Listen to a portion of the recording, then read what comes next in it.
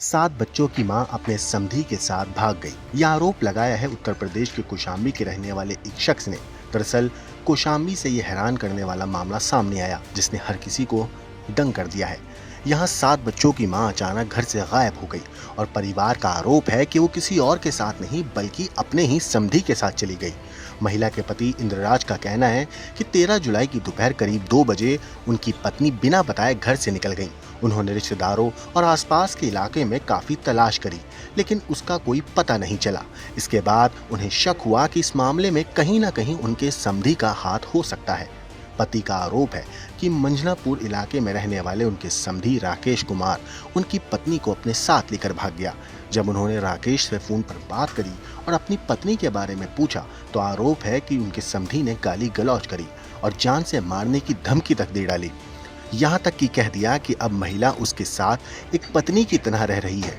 इतना ही नहीं, उसने कथित तौर पर यह भी कहा कि जहां जाना है जाओ, मेरा कुछ भी नहीं बिगाड़ पाओगे।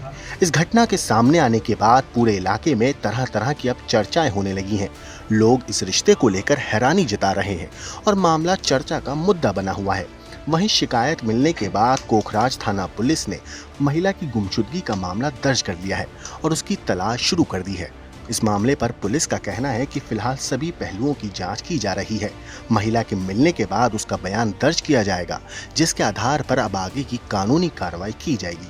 लेकिन फिलहाल पुलिस जांच में जुटी है और अभी तक लगाए गए आरोपों की आधिकारिक पुष्टि नहीं हुई है।